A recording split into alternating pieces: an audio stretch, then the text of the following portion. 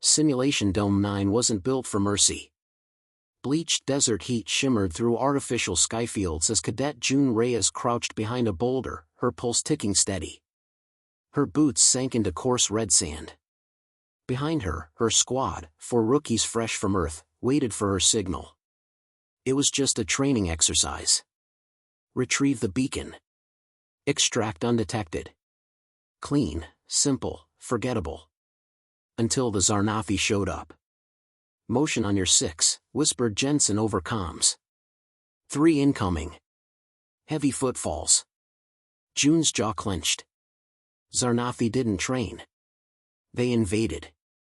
She stood, signaled silent retreat. Her team obeyed, except for Kayla, who tripped over a root. The sound was subtle, but enough. The first one came crashing in.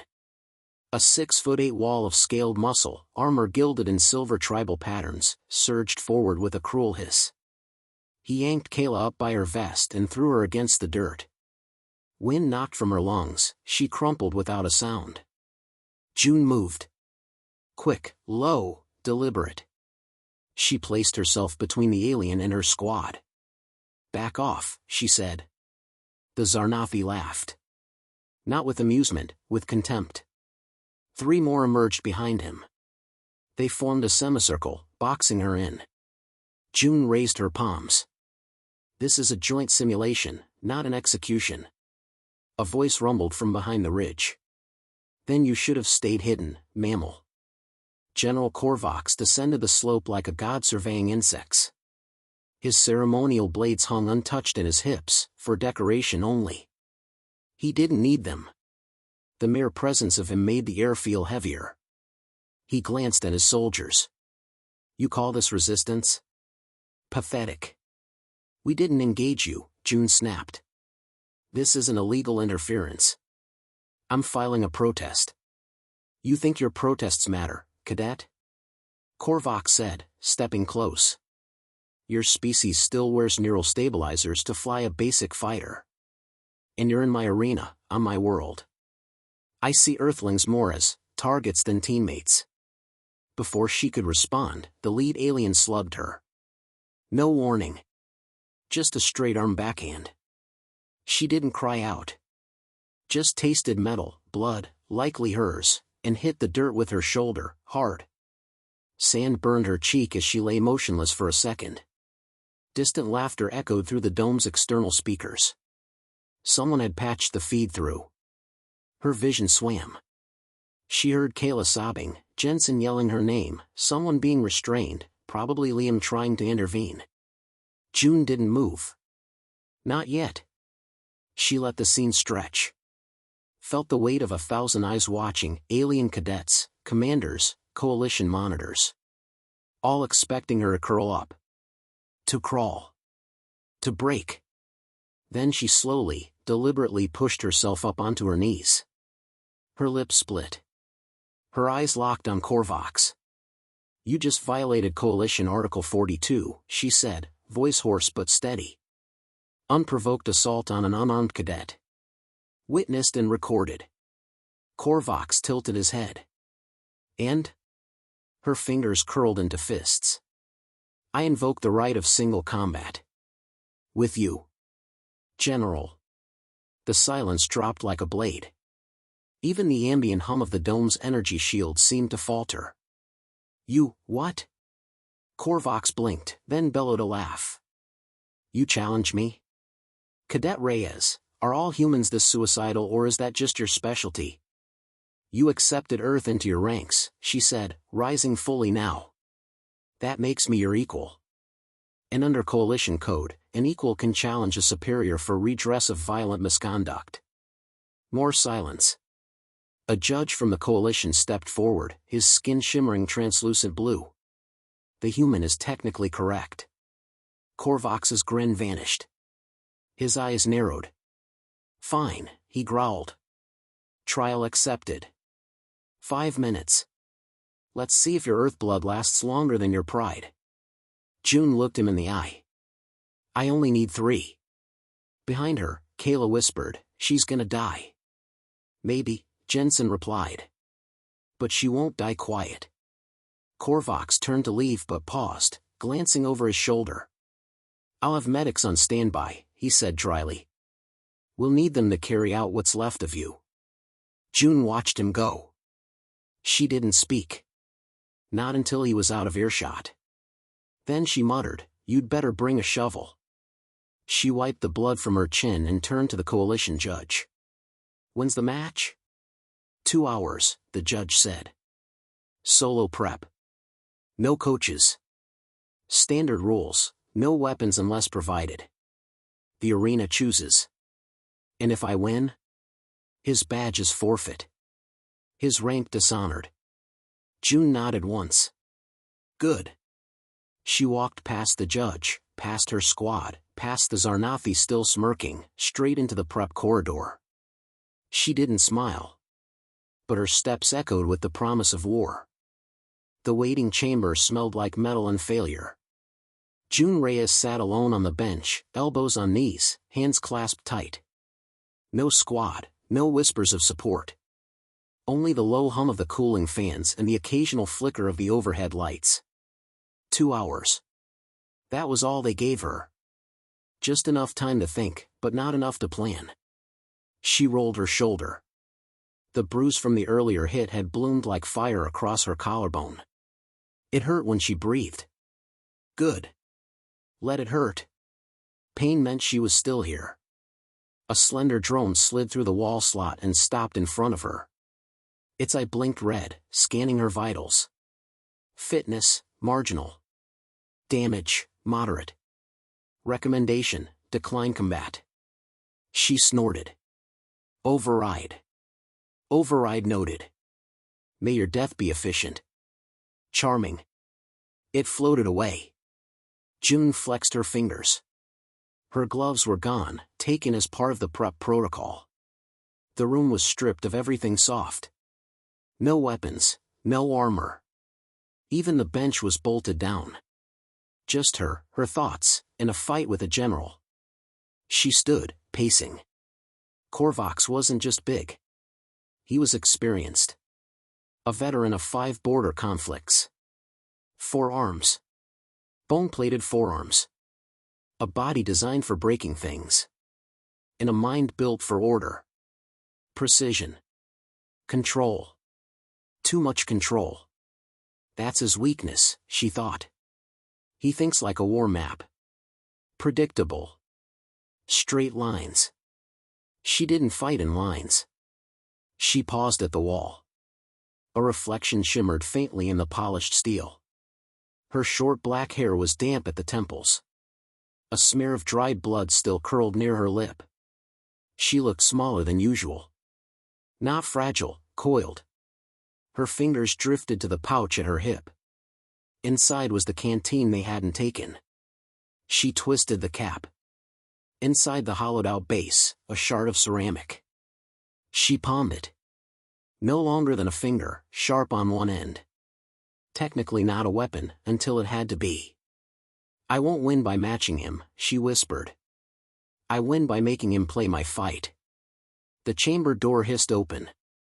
A coalition judge, tall and faceless in their bio helmet, gestured. "Combat begins in 10. Arena is random. Gear provided inside. Any chance the gear includes a tank?" No response. Just the faint turn of the head. "Didn't think so." She stepped through the door.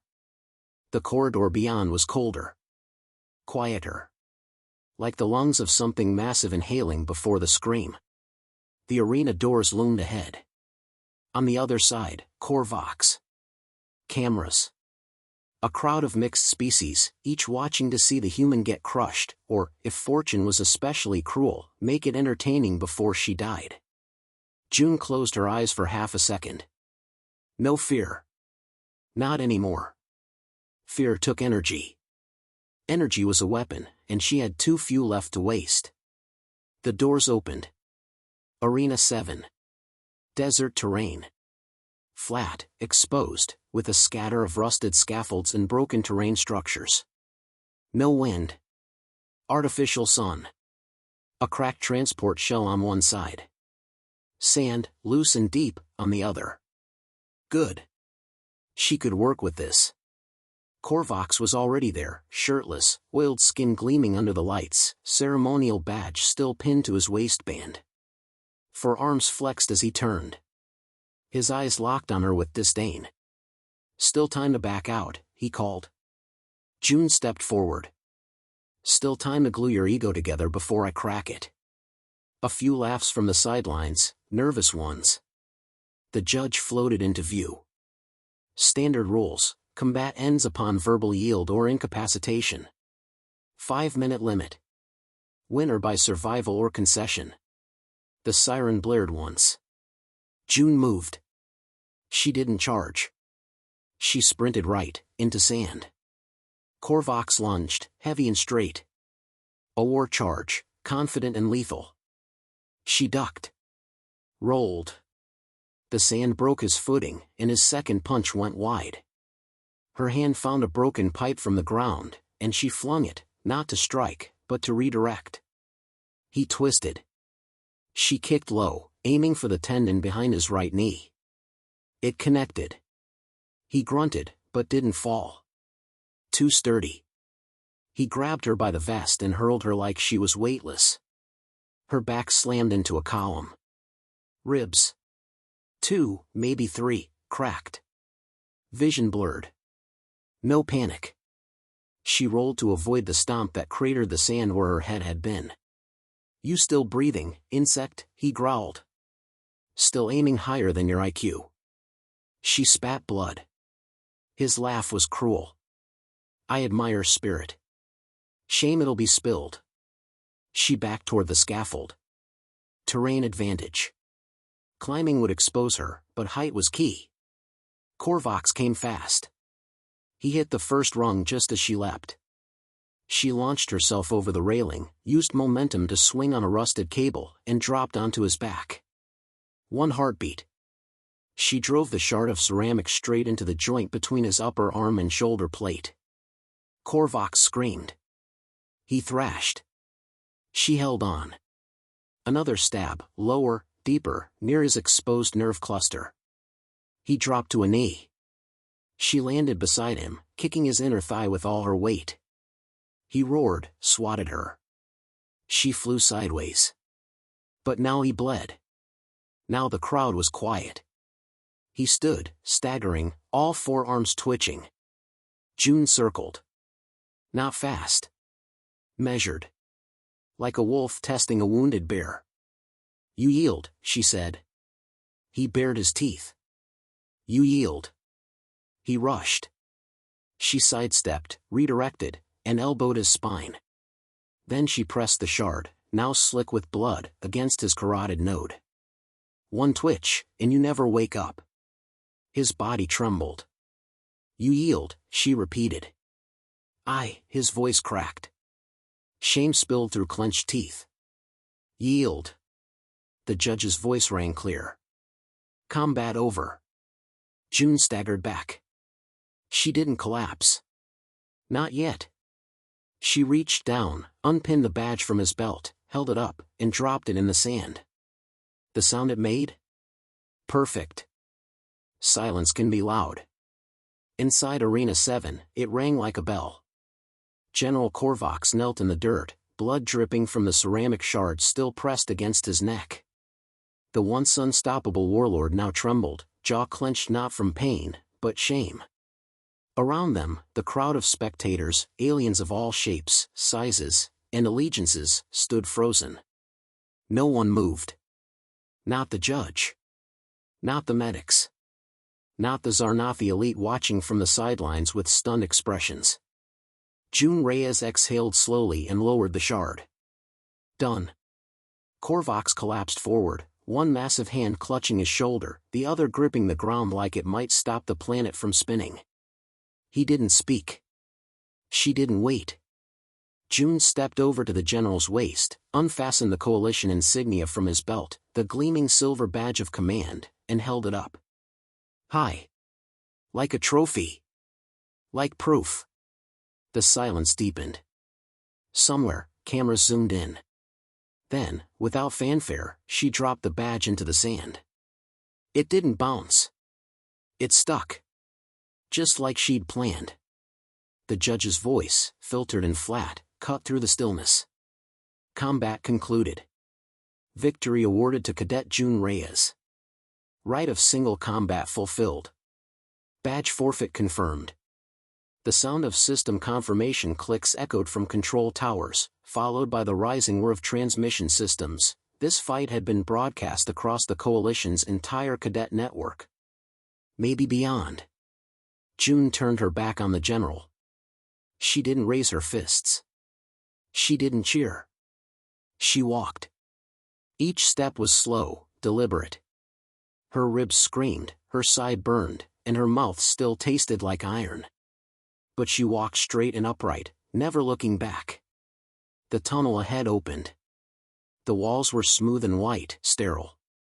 2 medics flanked the entrance, hesitant. One of them, a Lorathi woman with lavender skin and wide black eyes, stepped forward. "Do you need?" "No," June said. "He will." The medic blinked, then nodded. Behind her, murmurs began. First soft. Then louder. Whispers. Questions. Disbelief. That was a human? Asterisk, she beat him. Him? What was her name again? June sat on the edge of the medical table. Her uniform top was gone, replaced by bandages. Her shoulder was dislocated, 2 ribs fractured, and there was bruising on her kidneys from the initial throw. But nothing internal. Nothing fatal. Not bad, all things considered. Jensen burst through the door first. "You maniac," he said, half grinning, half furious. "You actually did it." She raised an eyebrow. Had to make sure someone from Earth got mentioned in this year's trials. Kayla followed, quieter. She looked like she'd been crying. "I thought he killed you." June shrugged, instantly regretting it. "He tried." Liam leaned in from behind. "General Korvax is under review. They say he might lose his command post." "Good," June muttered. A low chime signaled a priority message. The screen beside her bed lit up. "Incoming feed, Admiral Marcus Ryland, Earth Coalition Command." She sat straighter. Her squad backed up instinctively. The Admiral's face appeared, grizzled, sharp-eyed, unimpressed. "Cadet Reyes." "Sir." "You broke 6 bones. Disarmed a Zarnathi general. Humiliated him in front of half the galaxy. You're aware that isn't exactly standard protocol." "Yes, sir." He leaned forward slightly. "You also invoked Coalition code without clearance. Risked diplomatic relations. And drew blood in a cadet arena." June stayed silent. "And thank God you did." His tone shifted, just slightly. "Reyes, Earth needs fewer diplomats and more soldiers who don't flinch. What you did today was reckless, and brilliant." A long pause. "You've been fast-tracked. Officer candidacy review begins next week. Make sure you're healed." The screen blinked off. Jensen let out a low whistle. "Was that a compliment?" Kayla blinked. "Did you just get promoted for starting a war?" June smiled faintly. "No. I ended one." The arena, now empty, bore the aftermath. Blood in the sand. A single badge, still half buried. Someone would collect it later. Or not. Some symbols didn't get passed down. Some were left behind. In the Zarnathi command wing, Korvax sat alone. His shoulder was bound. His ego, not so easily mended. One of his aides entered quietly. "Sir. The council demands a statement. They want to know if the loss was honorable." He didn't speak for a while. Then, "She fought like prey with teeth," he said softly. "I underestimated the wrong species." In orbit, across hundreds of feeds, the fight replayed. Clips of June diving through sand. Her eyes locked with Korvax's. Her shard plunging under armor. In that final moment, her hand dropping the badge. It spread. First in cadet forums. Then in memes. Then in headlines. Earth cadet breaks general in 5 minutes. Reyes versus Korvax, the moment the galaxy started watching. In Earth's cadet bunkers, someone painted a mural. June Reyes. Standing over sand. Holding a badge. Not cheering. Just standing. Because sometimes, the loudest victories come without a word. The air on the coalition deck felt different now. June Reyes walked through the hall, every eye subtly tracking her.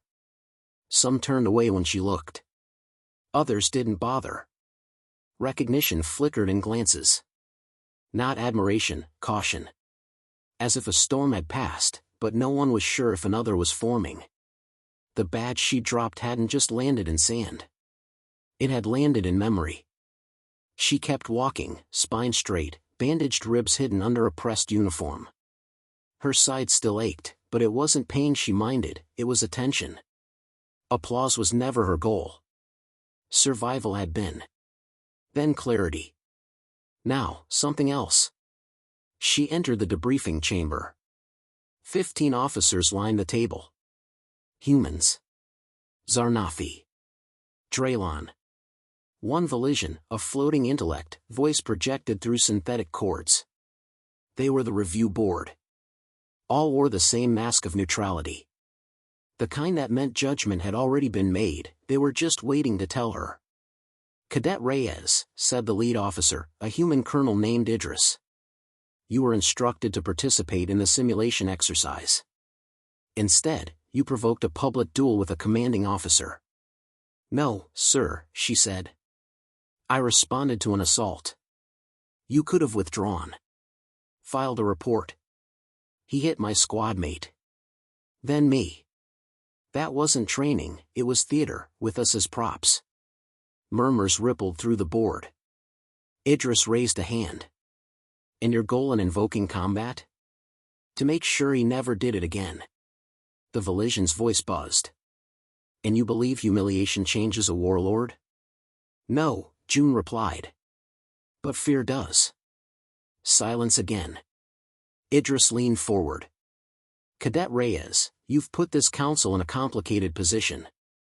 What you did was dangerous. Unprecedented. Then he smiled faintly. And effective. She said nothing. You've been offered a placement in the Elite Diplomatic Security Division, under Admiral Ryland's command. You'll train with advanced units. You'll speak for Earth more than most ambassadors ever do. Do you accept? She didn't hesitate. Yes. Good. Report tomorrow. Sector 17. Dismissed. Back in the hallway, she exhaled. Jensen was waiting near the corner, arms crossed. You just made half the galaxy nervous. Good, she said. Let them stay that way. He walked with her toward the mess hall. You know the footage is still trending? June nodded.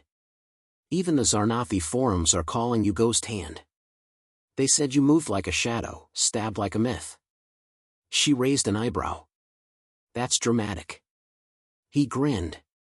Welcome to legend. They passed a group of cadets, young, fresh, wide-eyed. When they spotted her, they stepped aside instinctively. Didn't expect to be famous for stabbing someone, she muttered. You didn't stab someone, Jensen said. You shattered a hierarchy. Later that night, June stood alone at the observation deck. Space stretched out beyond the glass, endless and dark. Stars burned quietly in the distance, systems she hadn't seen, wars not yet fought. Below the deck, Earth rotated slowly, blue, green, fragile. Her world. She reached into her pocket and pulled out something small, metallic, round. Korvax's badge. She hadn't left it in the sand after all. After the medics carried him out and the cameras turned, she'd quietly retrieved it. Not as a trophy. As a reminder. Of what had to be done. And what it had cost. Footsteps approached behind her. She didn't turn. You kept it, said a voice. She looked sideways. Korvac stood at the edge of the shadows, arms still bound in a sling. His tone was flat, no anger, no pride. Just truth. "Why are you here?" she asked. "To understand," he replied. She turned fully now. "Understand what? What makes your kind so hard to crush?" He stepped forward, eyes no longer filled with scorn. "Do you feel stronger now?" he asked. "No. I feel responsible." He nodded slowly. "Good. Power without guilt is savagery." They stood in silence for a moment. Finally, she offered the badge. He didn't take it. "You earned it," he said. "Let it remind you what happens when the underestimated remember who they are." Then he left. In the months that followed, her name became a signal. To some, it meant defiance. To others, fear. And to a few, hope. She didn't speak often at briefings. She didn't gloat. She trained harder. Observed more. Picked her moments. Because she'd learned the truth. The loudest strength is the kind that doesn't have to announce itself. Back on Earth, a small group of schoolchildren watched the arena footage on a museum holodisplay. One leaned forward, wide-eyed. "That's her," he whispered. "That's the one who beat the general." The teacher smiled gently. "Yes. June Reyes. The cadet who taught the galaxy that humans aren't weak. What happened to her?" "She disappeared into the command corps," the teacher said. "Some say she leads missions now. Others say she walks between war and diplomacy like a blade. Do you think she'll come back?" The teacher looked out the window, toward the stars. "I don't think she ever left.